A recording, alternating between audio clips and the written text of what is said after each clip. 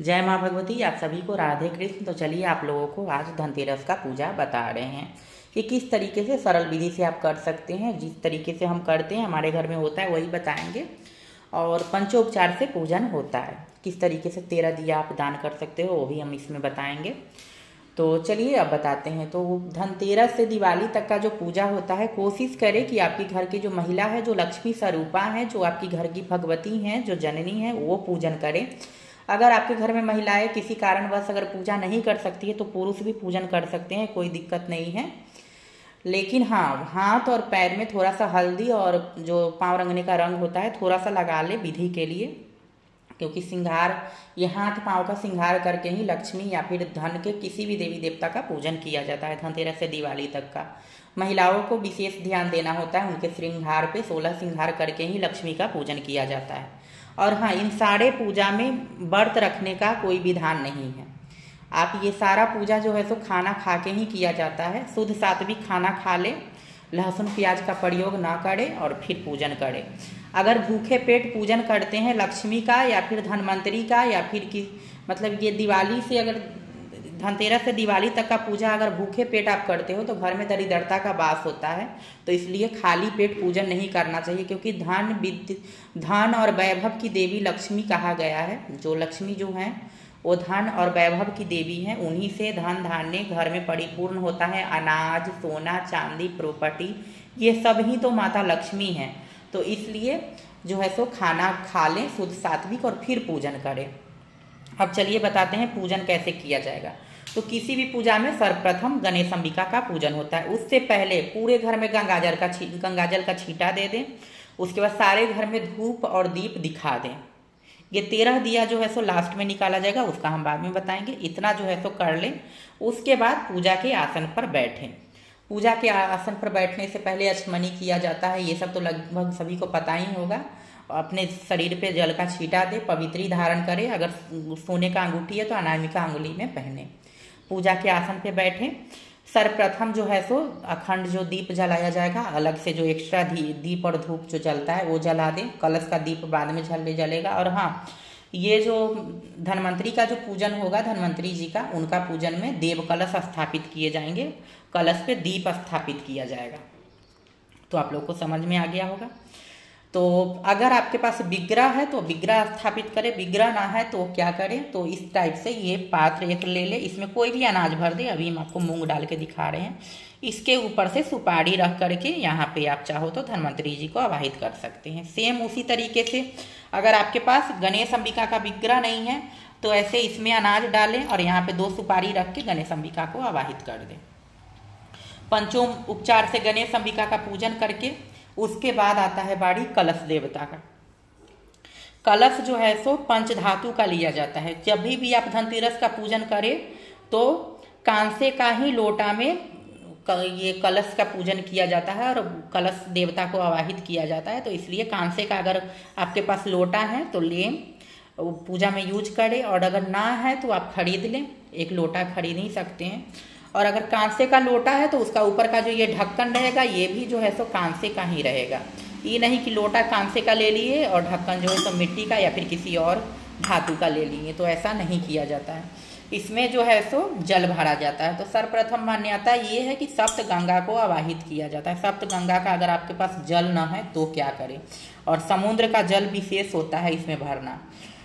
तो अगर आपके पास सप्त गंगा का जल उपलब्ध ना है तो आप इसमें साफ जल भर ले और उसके बाद 7 बार जो है सो गंगा जल इसमें सप्त गंगा को आवाहित करके इसमें डाल दे। इसमें एक सिक्का, सुपारी, हल्दी का गांठ और उसके बाद जो है सो सर्वौषधि, ये सब डाल के और फिर जो है सो पंच पल्लव से इस कलश को सजाए। कलश के ये इस पे गर्दन पे जो है सो मौली बांधे, स्वास्तिक बनाए। फिर उसके बाद ऊपर से ये ढक्कन रखे और फिर इसमें जो है सो मूंग या फिर धनिया, इन दोनों में से कुछ भी आप भर सकते हो, भर के और फिर उसके बाद ये चौमुखी दीपक यहाँ पे स्थापित करके और फिर बाती लगा करके इसमें तेल भर के इसको प्रज्वलित करके पंचोपचार से इस कलश का पूजन होगा। कलश में 5 पल्लव के अलावा इसमें जो है सो नीम का पत्ता और आंवले का पत्ता भी डाला जाएगा, ध्यान रखिएगा। इनका पूजन हो गया। कलश देवता का पूजन होने के बाद जो है सो धनवंतरी जी का पूजन होगा। तो इनका भी पूजन जो है सो उसी तरीके से होगा। और इस तरीके से पात्र में अलग से भोग लगाने के लिए मूंग रख लें इनको। तो ये हो गया। और पंचोपचार से धन्वंतरि जी का फिर लास्ट में पूजन करें। तो पूजन का लगभग सारा सामान निकाल दिया है। इतना सामान जो है तो पर्याप्त है पूजन के लिए। और तोरण भी चाहे तो आप लगा सकते हैं धनतेरस के दिन, क्योंकि प्रथम पूजा धनतेरस के दिन ही किया जाता है। और उसके बाद बारी आता है जितने भी दिवाली के पूजन का सामग्री है उसका। ये देखिए, ये सारा दिवाली के पूजन का सामग्री लगभग मैंने तैयार कर दिया है। ये सब पे गंगाजल का छींटा दिया जाएगा। धनतेरस के पूजा में इसको लाया जाएगा, शामिल किया जाएगा इन सारे सामग्रियों को। और फिर उसके बाद इन सारे सामग्री का जरूरत पड़ेगा दिवाली के पूजा के दिन।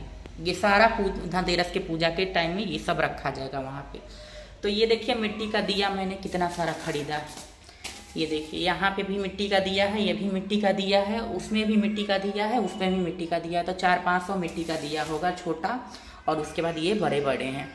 तो मिट्टी का दिया जरूर खरीदें, मतलब इससे जो है तो हमारे देश का इकोनॉमिक भी जुड़ा हुआ है।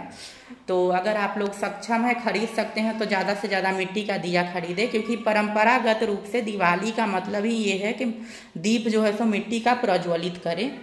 और जो भी लोग हैं, मतलब कि बहुत सारे लोग ऐसे हैं कि दीप नहीं खरीदना चाहते हैं, तो प्लीज़ आप लोग ऐसा ना करें। तो इस तरीके से प्रॉपर पूजन का तैयारी हो गया। अब बारी आता है 13 दिया। तो 13 दिया में बहुत जगहों पे होता क्या है कि 2 दिया आटे के बनाए जाते हैं, गेहूं के आटे के चौमुखी दिया बनते हैं। जैसे एक यमराज का और एक पितरों का दिया जो होता है सो। लेकिन हमारे यहाँ पे जो शुरू से जैसे हुआ है वैसे ही हो रहा है। हमारे यहाँ पे जो सारे दिया नवीन होते हैं, चौमुखी दिया नहीं जलाए जाते हैं। हमारे यहाँ पे 4 बाती तो डाला जाता है, लेकिन चौमुखी दिया नहीं जलाया जाता है। हमारे यहाँ पे इन सारे दियों में कौड़ी और सिक्का नहीं डाले जाते हैं, अनाज डाले जाते हैं इन सारे दिया में। अनाज पड़ेंगे उसमें भी। 2 दिया में जो है तो जो पितृ का और यम का जो दिया है उसमें तिल डाले जाएंगे, बाकी दिया में मूंग धनिया अलग अलग ये डाले जाएंगे। 13 दिया पूजा के बाद जो है तो घर से निकाला जाता है। कुछ दिया जो है सो मंदिर में ही रह जाता है और कुछ बाहर चला जाता है। तो धनतेरस से दिवाली तक पितरों का भी पूजन किया जाता है। एक वीडियो मैंने देखा था, बहुत मुझे गुस्सा आया था। ऐसा क्या कोई बोलता है कि पितरों का पूजा नहीं करना चाहिए, पितरों का पूजा करने से पितर को प्राप्त होता है।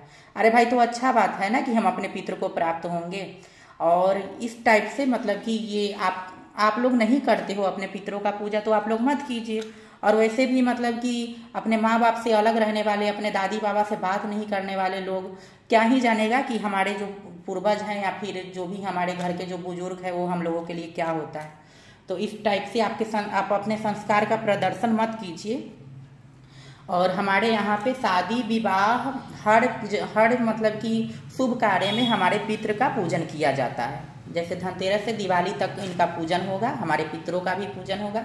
जब भी घर में शादी विवाह होता है उस टाइम भी पितृ का पूजन किया जाता है। और हाँ, बहुत सारे लोग मतलब ये भी बोलना चाहते हैं हम कि आप लोग तो मतलब कि आप लोगों को तो कोई मतलब ही नहीं है। मतलब दिवाली के दिन जो है तो हमारे यहाँ पे जो है, जहाँ पे उन लोगों का देह को विलीन किया गया है मिट्टी में, वहाँ पे भी जाके दीप जलाया जाता है।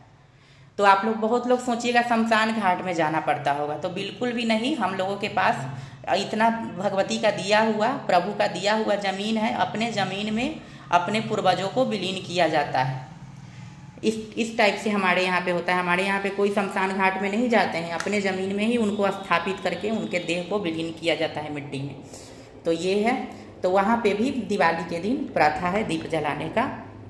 और अच्छे से जो है सो दिवाली का पूजन मनाइए। भगवती से यही प्रार्थना करते हैं, लक्ष्मी से, सभी का घर परिपूर्ण रहे, धन धान्य से भरा पूरा रहे और सभी के घर में स्थापित रूप से महालक्ष्मी निवास करे। जिन जिन के पास जो भी कमी है वो सब दूर करे भगवती।